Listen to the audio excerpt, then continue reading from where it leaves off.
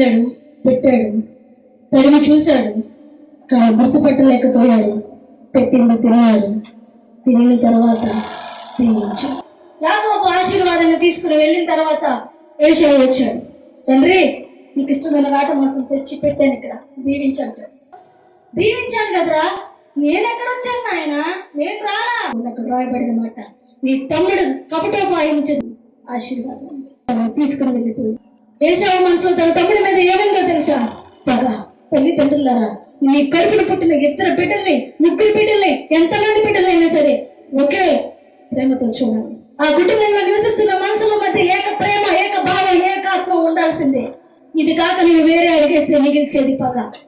యవనస్తుడైన యాకోబు, బయటికి వెళ్ళి కష్టపడవలసిన యాకోబు ఇంట్లో ఉండడానికి కారణం రిబ్కా అధికారం, తల్లి అధికారము.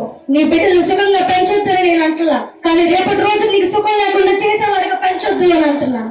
నువ్వు పడిన కష్టాలు నీ బిడ్డలు పడకూడదని ప్రతి ఒక్కటి దాచి వారి అడిగింది కొనిపెడుతూ వారికి నచ్చింది ఇస్తూ వారిని సుఖంగా పెంచుతున్నావు, మంచిదే. ఇన్ని కష్టాలు పడి, నీ నష్టాలు పడి విశ్రాంతి తీసుకోవాల్సిన నీ వృద్ధాప్య వయసులో నీ బిడ్డల వల్ల నీకు సుఖం లేకుండా ఉండకూడదు అంటున్నాను.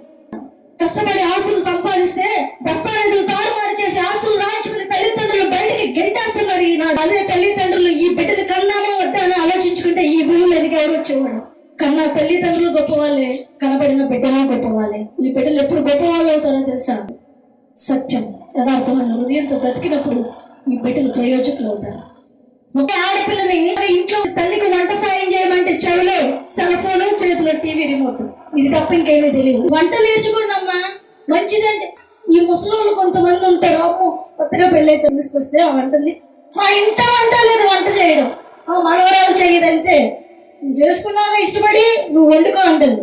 నా దగ్గరికి వచ్చింది ఆ సంగతి. నేనన్నా వంట చేయడానికి ఇంటా వంట అక్కర్లా, కడుపు మంట అయితే ఏమొస్తుంది?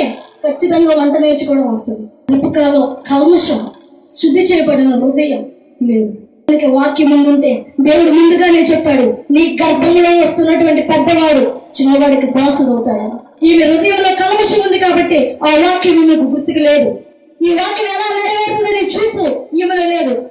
ఇస్సాకు చేసిన తీసుకొచ్చిన కొడుకు ఎవరో గుర్తుపట్టలేకపోవడం, ఇస్సాకు చేసిన తప్పు, రిబ్కా చేసిన తప్పు, యాకోబు చేసిన మోసం, ఏశావులో ఉన్న ఆసక్తి మన బ్రతుకుల్లో ఉండదు.